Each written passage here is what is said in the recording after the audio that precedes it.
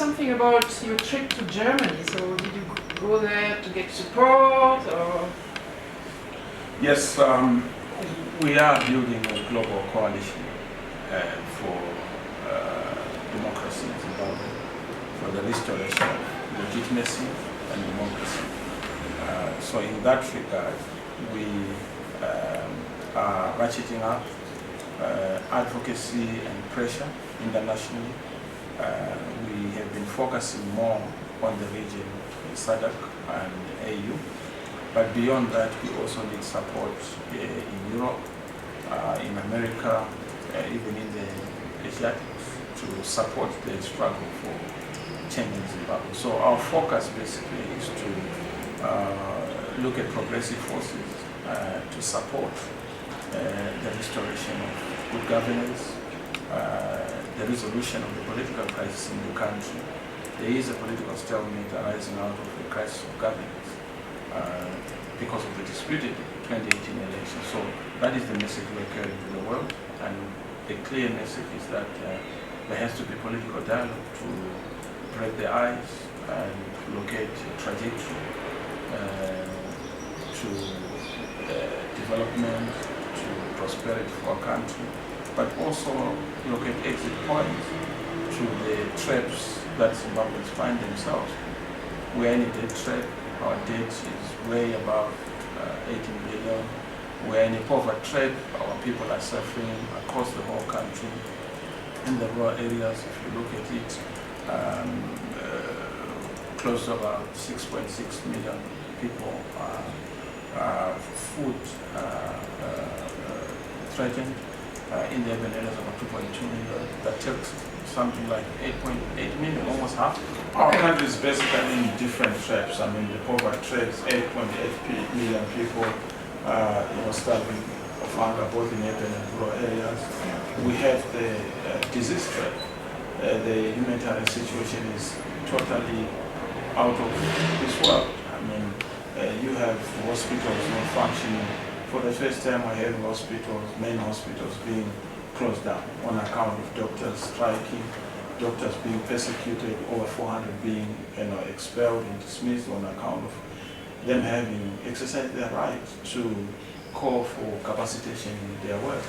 And this is a serious situation. So we have multiple challenges in the country. So we need to build that global solidarity, and that is why we're in Europe, and we will continue to engage all progressive forces across the globe. What do you expect the European Union or the European country to do? Well, the most important thing I've asked from them is obviously a threefold response. First is to look at the humanitarian crisis in the country. I've been calling on the European Union, the United States of America, China, and other countries, including the UK, to help Zimbabweans beyond politics. Democracy is meaningful on living bodies, on surviving bodies. Dead bodies need no democracy. The symmetry is not beneficial to democracy. So we need to look at our people and say, beyond the politics, Zimbabweans need to be assisted. And obviously, in giving that humanitarian support and assistance, medically and also in terms of food interventions, to deal with nutritional issues, things like disasters like cyclone Idai, if we were to have another, because it's a real possibility, or other outbreaks of diseases, we need to look at interventions that are not partisan. We've also made the point internationally that food is being used as a political weapon. Food is being weaponized in the countryside. You can't get food if you are not supporting ZANU-PF. So we need structures that go beyond partisan enclaves or balkanized approaches, so that people are given food not on account of the party they belong to, but on account of their needs. So it's a need-based intervention as opposed to something that is partisan. And of course, that issue has also been understood because it's also violating our constitution. Our constitution does not allow food to be used as a political weapon. There's basic right to food as a fundamental human right that has to be understood in that context. So the first one is the humanitarian support. The second one is obviously the resolution of the political stalemate. We need political dialogue to resolve the governance crisis, to resolve the legitimacy crisis. Nothing short of the resolution of the politics of our country is going to resolve the problems in our country. We have said is politics stupid. We have said that fix politics in order for you to fix economics. Good politics attracts good business and good economics. So yes, we need to resolve the legitimacy crisis, the disputed election of 2018, because if we don't resolve it, we are going to be entrapped in this vicious cycle of contested elections, contested plebiscites, and that is not health for the country. But you have precondition, right? We have, I'll address that, but I just want to tell you the three issues we are focusing on. The third issue is obviously the issue of reconstruction of our country. We're already thinking about, stabilizing our country, reconstructing our country, almost say like a Marshall Plan, because the country is in a difficult situation, almost like in a post-war and post-conflict. Because we're in a conflict, we're in a war. The regime is at war with its own citizens, so that situation requires some kind of a rescue package, an emergency rescue program, and that's why we're already mobilizing for interventions economically, interventions in terms of infrastructural support, public-private partnerships in the event that we've resolved our politics. Because the morning after is the most important. We can resolve our politics, but then we have to feed people the morning after. The expectation is going to be huge, but we need to begin to obviously lay the framework for those interventions going forward. So those are the three critical asks we have to the international community. So to go into the dialogue, what's the name? I lost the name. The public. Pollard. You have precondition, right? Well, look, Pollard is a market show. It's a diversionary platform. Pollard is a big joke. And as you can see, we are not people who are in the business of joking. We mean serious business for our country. We do not want to waste people's time by creating a crisis of expectation on something that we know is going to be a hot air or something that will not produce the desired result. What is required is structural reform, root and branch reform. What is required is genuine dialogue, inclusive dialogue, credible dialogue, scaffolded and underwritten by the international community. That dialogue cannot be done until there is involvement of the key political players. We went to an election, disputed as it may be, but people indicated preferences. And the MDC was the majority party, the leading party. Whereas ZANU claims to be the ruling party, the MDC is the leading party. We control 28 out of 32 major cities and towns. And on that account, there has to be dialogue on the source of our crisis. ZANU-PF argued that the crisis is bad omen and bad luck. We say the problem in this country is bad governance. The problem in this country is disputed elections, rigged elections, a disputed mandate. And because we have a legitimacy crisis, it then gives birth to a performance legitimacy crisis. Because force cannot replace legitimacy. And that is what we have to address. Citizens have no confidence. They don't trust the regime. And because the regime is not trusted, they cannot build a national consensus on any direction. So what do you want? You want an international mediator, or what do you want exactly? There has to be a credible mediator, international preferably, but even local. But there has to be mutual understanding that this mediator is not going to be bullied. And who could be the local one, for instance? Sorry? Who could be the local? Well, the churches have been trying. That could be a platform, but there has to be mutual trust. Because we've seen that the tendencies of our colleagues in ZANU is to bully local players. So we need international stature, clout, so that the credible mediation is not clawed back, is not reversed by way of certain tactics that are then imposed. Once bitten, twice shy. We've seen the deficits of our past global political agreement in 2009, and we've learned certain lessons. We can't just go into power sharing without vision sharing. We can't go into power sharing without value sharing. We can't go into power sharing without understanding that what has to be shared first is the journey, the trajectory to save our country and to feed the people and to give them jobs, to give them dignity, and to restore Zimbabwe among the family of nations. But the problem is, even after the government of national unity, I mean, the elections were rigged. Isn't it the problem that... That is, in fact, the elephant in the living room is rigged elections. Yeah. But rigged elections is because of capture of institutions of the state, particularly the military, particularly the judiciary, particularly the so-called independent electoral bodies, especially the Zimbabwe Electoral Commission, because they've not been able to exercise their mandates independent of the state. And they don't understand that they are public institutions, not state institutions. That then becomes a problem, and that is what we must be able to address. We need our soldiers to continue to do their role as defenders of the throne, not as kingmakers, to be able to have our soldiers doing what they have to do by demilitarizing the villages. And demilitarizing the villages entails devillagizing, our military, getting our military back into the barracks. Demilitarizing the villages, can you explain, because I don't get it? Most of our soldiers are active in the local villages. They need to be back, in the barracks. What do they do in the village? Well, they are doing all sorts of programs, command agriculture, quasi-civilian issues, but obviously with other mandates that we are not sure of. And we need to make sure that our military are doing what they are supposed to do in terms of the Constitution to defend the sovereignty of our nation, and not to support one political party, and not to be a defender of one party against the other.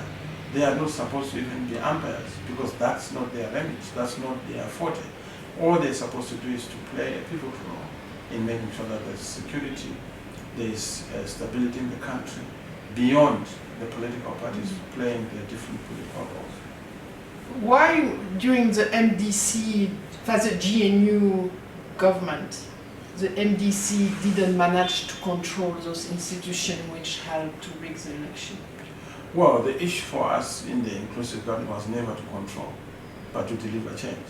So as we're focusing on delivering change to people's lives in education, health, in ICTs, infrastructure, reconstruction and rehabilitation, most of the benefits and fruits you are beginning to see even now of the things that we did then. ZANU were busy entrenching themselves to manipulate the people. And that was basically the problem. It was a clash of civilization, a clash of focus, a clash of vision. And that's why for now, we've said that we need to make sure that we remove our military from state institutions, from public institutions, so that we are able to have independent electoral bodies doing independent roles that they're supposed to do according to the Constitution. But mind you, there was also a problem with Mr. Mugabe and ZANU-PF then refusing to listen to SADC. As you remember, we went to Maputo. Maputo SADC had requested that there be postponement so that we address all the issues to create a conducive environment for elections. But Mr. Mugabe, through some other legal means, that application that was made in the court, just roughshod their will upon the people and imposed an election which was not held in a conducive way. It then produced the kind of illegitimacy we saw. It reproduced the same illegitimacy when we had the interventions of 2017 in November. We thought that the election in 2018, July, were going to cure the illegitimacy, but it actually fomented that illegitimacy. So as we speak, our country is suffering from circumstances of an election that is disputed, but also a leadership that is not credible. How do you rate Emerson Mnangagwa and the kind of regime here in Zimbabwe? How would you qualify the regime, actual regime? It's rateless. You can't even rate him. It doesn't qualify to be rated. You rate somebody who has done something. If you have done nothing, how do you get rated? In our education system, we have something called ungraded. But if He dismissed some ministers who were corrupt. He tried now increase, I think, the budget for education and health, which is for the first time higher than the one for the defense. The so-called dismissals, in fact, it's not about ministers who must be dismissed. He must dismiss himself because he's the archbishop of everything. When you do a corruption check in this country, you always locate the sin of being the man at the top. And those are the things we must be able to investigate. Can you explain to a foreign audience who doesn't know the man how he's part of the corruption, or how the government is... If you have cartels in gold, cartels in corn, cartels in fuel, all these cartels in energy, cartels in banks, doing forex, exchange, shady dealing, not being dealt with. What do you expect? So he himself is in all those involved. What is clear is that if you do nothing about it, then you must be responsible for all the road that takes place. And the buck stops with him. And that's why I said, look, as far as we're concerned, we are back to 1961. The MDC is being treated as a banned political party. We are back to 1961, where we had the Smith regime and the Rhodesian regime, when the nationalist movements were not being allowed to hold meetings. Demonstrations were literally banned. Police dogs were set on the citizens if they would demonstrate. People would not be allowed to express themselves. That's where we are. And clearly, if we look at it, we are back to the Rhodesian days.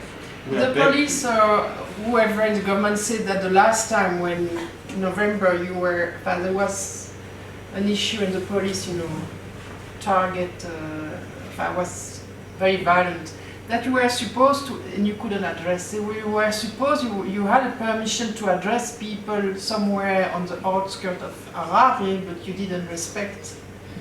Oh, but we don't need permission to go. The fact that you are talking about permission, why should I be permitted?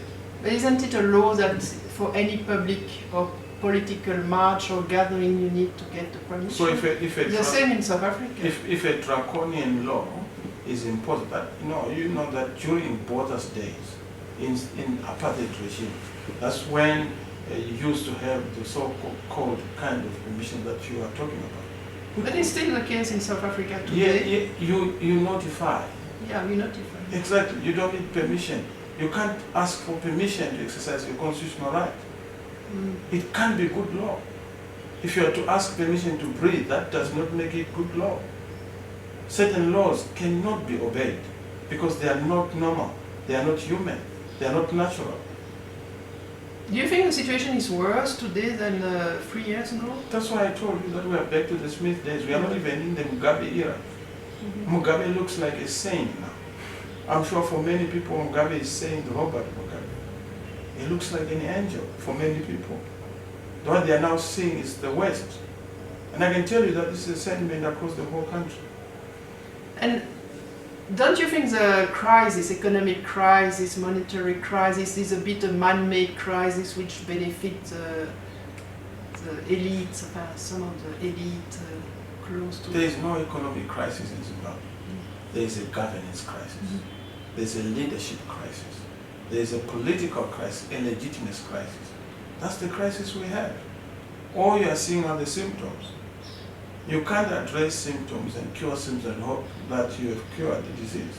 No, but the problem is all the vested interest, the black market, the corruption. Those are manifestations. Yeah.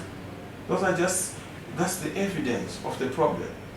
Let's address the core of the problem.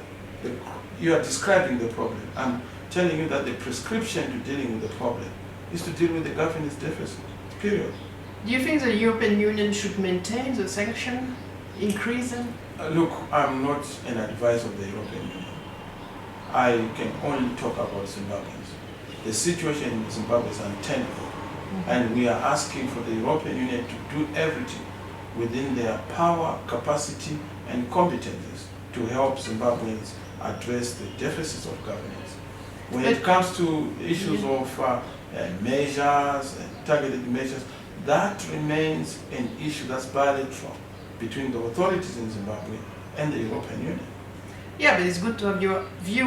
Did you see the report of the special report from United Nations? Indeed.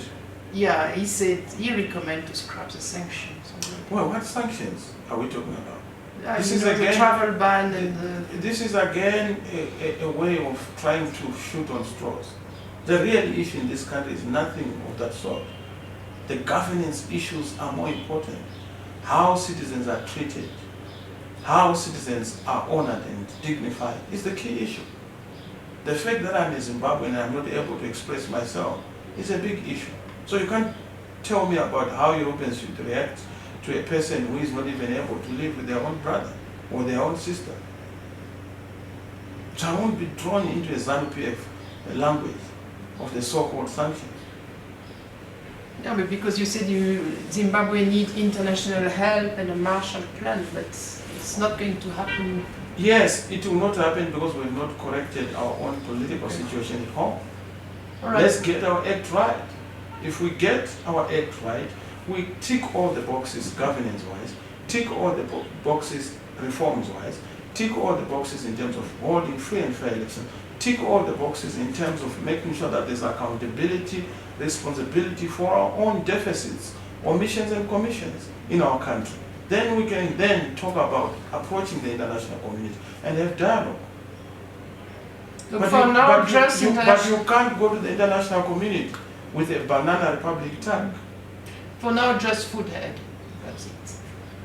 Look, Now people are. Look, we need food, we need support, but that support has to be predicated on a country that is able to also show that it is reforming. But even food aid. We must be able to show the world that we deserve to be helped. But yeah, but the crisis is now. It's now that people need food aid, and I mean, the So government are is not going to change So are you overnight. suggesting to me that people must continue to butcher citizens? I don't and know, then- I just ask you the question. I'm not. Precisely. So Yeah. the point I'm taking and making is that we have to deal with our own domestic issues. Yes, people need food, but also people need dignity. Yes, people need to be fed, but also people need to have an enjoyment of their rights. Yeah, but the question is, I understand they need both, but the question is now, with the situation, current political differentiation, would you advocate to increase food aid or not? We need food. That's what my first point. I told you that we need intervention in three aspects. The issue of the humanitarian crisis, the issue of the political stalemate, the issue of the economic reconstruction. But one feeds into the other. You must have good governance. Seek ye first good governance. Everything else will follow. I have a problem with people who then want to say, let us just have food aid. You can't just be asking for money into a bottomless pit. It will not help Zimbabweans. It will be eroded by corruption. It will be eroded by a greedy political elite. It will be diverted for political ends, for political power, machinations and manipulations. So we need to have both sides of the equation well, and we can't say either or. It has to be both, if not all. Okay, so one thing is MDC is very well implemented in town, but not so much outside in the countryside. That's a myth. It's a fallacy that is perpetuated on account of rigged elections. When you distort an outcome, you can't use that outcome as an indicator of support and support. But to the extent that we've managed to hold 14 areas where we're able to minimize rigging in the urban areas, yes, you would say that our solid support in the urban areas is unquestionable. But beyond the uncontestable support we have in the urban areas, it's a fallacy that MDC is not supported in the rural areas. It's all rigged, a mindset. It's all rigged, a narrative. The real narrative on the ground is that MDC is supported holistically. There can't be a geographical divide between urban and rural when it comes to political support. It doesn't make sense. The people you find in urban areas are the same people you find in the rural areas through their various networks and family relations. So why would you say that people in the rural areas are suddenly foolish when it comes to political choice. People in the urban areas are a lot wiser. There's no such demarcation. It's all a figment of the imagination of dictators and politicians who are propagating a false narrative. It's more the implementation of the party on the ground that I was talking than what people vote for, which party they vote. It's more like the organization on the ground. The parties everywhere. MDC is the only party with a national footprint. A footprint that is not imposed, a footprint that is not supported by the state.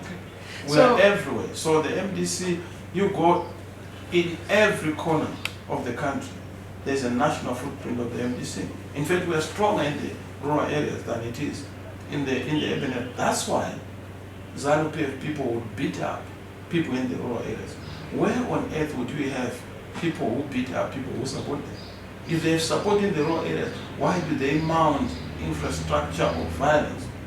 Why do they send people into the countryside to beat up people or to coerce them into voting for ZANU? Why do they use food as a political weapon to victimize people? If MDC is not in the rural areas, why are people being victimized in the rural areas on account of food? How do you explain that there is no mass demonstration in Zimbabwe? There is mass demonstration. The fact that you have not seen it does not mean that it's Yeah, there was one in January. Yes, but you must look at the repressive tools that are there. Nowhere in the world would you have a military that is deployed against an unarmed civilian. Nowhere. Give me examples. Even in Iraq, in Syria, where it is fully fledged a war situation, a war zone. In Egypt, in you know. Even in Egypt, you would find that you will never have the army shooting at unarmed civilians. The army would be on the streets, yes, working with the people, supporting the people. That has happened elsewhere. But not the army being against the citizens. It has never happened. It only happens in banana republics like Zimbabwe, where you find people being gunned down when they are not fighting, when they are not doing anything. So that militates against the ability of people to organize. And what you also find that we're a democratic movement operating in a dictatorial and militarized environment. We are using democratic means, yet democratic means are not available.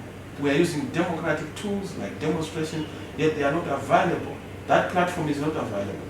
So we are beginning also to revise our tools.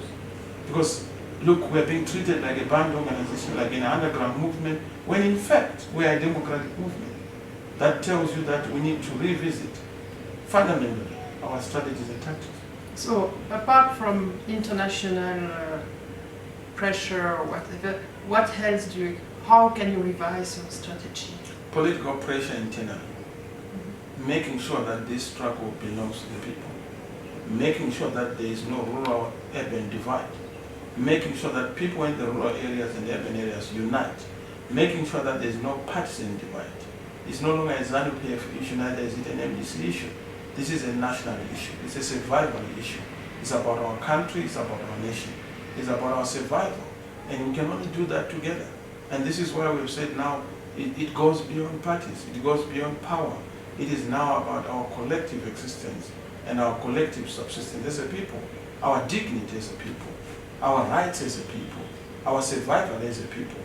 And that, for us, is the most important issue. Go beyond parties, go beyond, and it's no longer about the churches or political parties, civics or politicians. It's now about everyone. So you want to create a mass movement? Or? It is now a situation that calls for a mass, broad-based, inclusive, broad coalition of democratic forces to free Zimbabwe. And do you have talk with different organizations? Is it what's happening on that? We're in a state of permanent conversation with progressive forces, nationally and internationally. So can we expect next year to have I don't want to promise you anything. Mm-hmm. I'm not further promise. So I don't want to promise anything. Zimbabweans will obviously find their way of expressing themselves. It's not a Chamisa issue. It's not an individual issue. It's a people's issue. And people will express themselves. Okay. Thank you. Just one maybe last question. The fact that so many Zimbabweans go to South Africa or other countries, doesn't weaken in a way the opposition because so many... Well, I mean, we have made the point to President Ramaphosa, to the ANC in South Africa, and to all the key players in South Africa, including citizens of South Africa. But we've also made the point to Botswana, Zambia, to Mozambique, to Malawi, that the Zimbabwean problem is a SADC problem. The Zimbabwean issue is an African issue. A sick Zimbabwe will contaminate the entire of the continent. You know, when Zimbabwe catches a cold, the entire region sneezes. The entire continent sneezes. Why? Because any injury to one is an injury to all. And we've said no longer should we continue to treat Zimbabwe as a foreign policy issue within SADC. It is a domestic issue for South Africa. It is a domestic issue for Botswana. It is a domestic issue for Mozambique. The challenges in Zimbabwe are the challenges in South Africa, because we do not need Zimbabweans to be going to South Africa. We can create opportunities here. Are you disappointed by the lack of action of South Africa? I'm not disappointed. I'm challenged, because there has to be more, and we must do more to cause our brothers and sisters in the region, in SADC, to see the value, the profit, and the validity of the position we are putting out. The platform we have said has to be sorted out. It's a governance issue. We must address fundamental issues of governance. But you know, we are extremely concerned with the developments in the region, where ZANU-PF is now crossing borders to export dictatorship, to export rigging of elections. I mean, look at the DRC, look at Malawi, look at Mozambique, look at Botswana, look at Zambia. We are beginning to have a new phenomenon of disputed election. And it would appear that, you know, bed drops are being borrowed in other countries in the region. And we're not setting a good example. And that has to be nipped in the bud. Yeah, and the MDC didn't get much support from the region. Huh? Yes, but it's not, the issue is not the support of the MDC. The issue is that it has to be the support of the people of Zimbabwe. It is not a partisan enterprise. It is a collective yearning. It is a collective dream, a search for answers. That's why you have Zimbabwe in the diaspora in the United Kingdom, New Zealand, Australia, Canada. That is the crisis. It's a manifestation of a crisis that must be resolved. That we have many people in exile is not a manifestation of an MDC problem, but a national Zimbabwean problem. And it's not a ZANU-PF MDC issue. It goes beyond. But it takes two to tango. So we need the key players to come together, address the issues. I mean, you look at young people who have not had opportunity to be gainfully employed or to enter into gainful entrepreneurship. It tells you that we have a whole lost generation. You know, we were meeting the head of the rural teacher, Aubrey. Yeah. And he was, Obit. Yeah, and he was telling, you know, what we need is more action on the ground, because a lot of people now are not in the formal sector. It's difficult to mobilize them. They are busy with their survival. That's right. And that if there were more action on the ground, even to provide service or to create jobs, it would be easier to mobilize people. But well, that takes a lot of money and a lot of, I mean, it's easy to say, but to do it... Well, which is the point I've been making because to a lot of people internationally. That there is a lot of pressure on the MDC of leading the struggle, but without capacitating the instruments of democratization. the players, the role players and the key stakeholders for MDC to stand. It has always been Zimbabweans self-funding, but yet there's no money. I mean, you can't self-fund when you have nothing. This is why the international community, this is why the region, African continent, all our friends must be able to help us. Right now we are living on difficult circumstances. To mobilize people, to mobilize you need resources, to mobilize you need capacity, to mobilize you need institutions, and that requires a lot of money. So I agree with the labor union leaders, particularly the teachers union leadership, that we need that kind of support. But that's why I say international solidarity is important in material terms, moral terms, but also in political terms, and even humanitarian wise. So that support must continue to come from the international community. None of the MDC people is without a scar. If it is not a psychological scar, it is a physical scar. If it is not injury to your family, it is injury to self. Many have treason charges. In fact, under Mnangagwa, 21 of our people are facing treason charges. Yet under Mugabe, only had about 5 or so during his entire reign. You know, arrests. We have over 1,000 people who have been arrested on one or another of the charges, trumped up charges. And that tells you that we're in a difficult situation. Now that doesn't happen to people who are not organized. So the 21... We've had abductions, over 53 abductions in this country, mostly MDC. Since when? Just this year. Because the human rights organization says 6 abductions. 6. Only 6 are the prominent ones. But 51. In Mlawayo, I can't even count. These are the prominent ones. And I can actually go beyond 6 just for the prominent ones. That doctor, you know, the journalist, comedian, our own people in the party, members of parliament. I mean, 60. I don't know which script they're reading. 52 we recorded. And those charged with treason, are they mostly MDC? Mostly MDC, yeah. In the senior leadership of the party. Just open your mouth, it's treason. Just open your mind, treason. Open your eyes, treason. Say something about Mnangagwa, treason. Even something good, treason. You will have to defend yourself in court. It tells you how vicious and dictatorial the system is.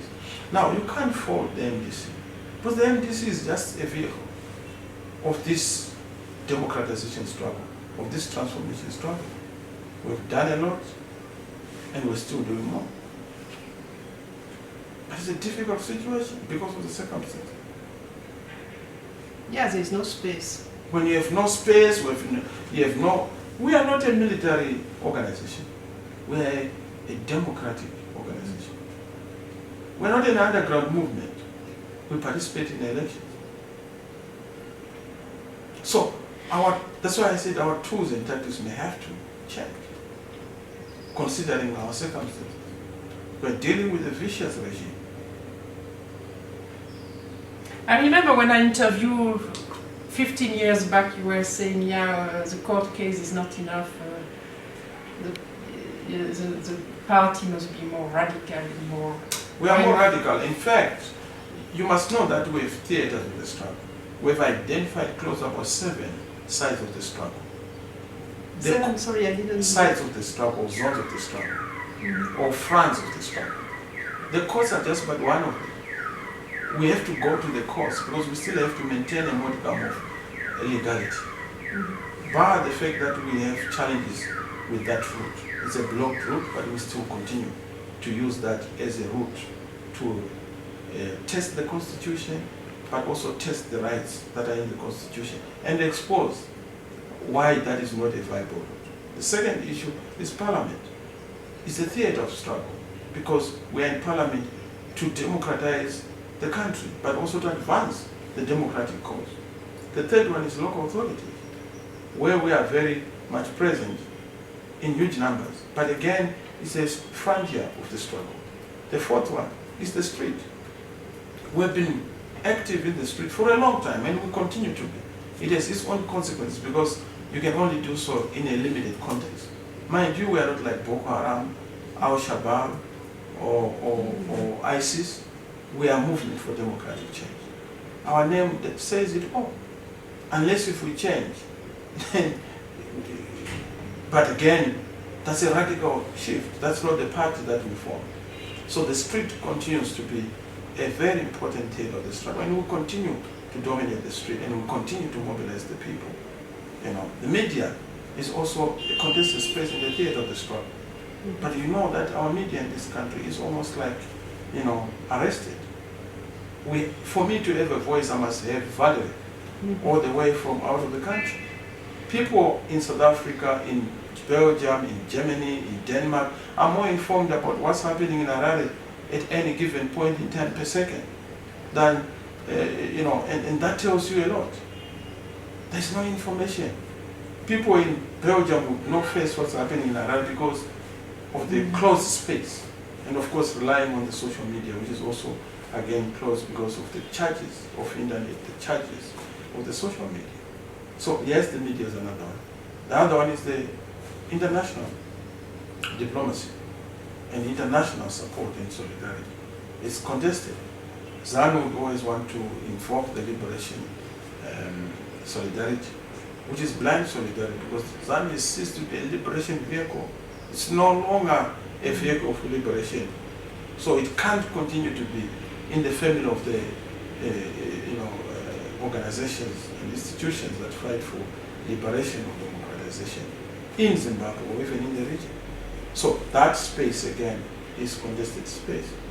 More fundamentally is also the resource struggle, which ties into the elections. You know, resources equals results. You can't win elections without resources. But we've performed miracles as MDC. We've done it. Without resources, with our open hands, we've managed to win the support of the people, defeating Mnangagwa with support from other foreign powers, with support from shady business people. They had millions of money, vehicles that are imported without paying duty for their party, yet we're using our own bond-made vehicles, our 2 legs, walking on foot, door to door. Ordinary women doing extraordinary things. That's the story of the MDC. Least celebrated, but a serious story that will be told one day. Good. Just an anecdote.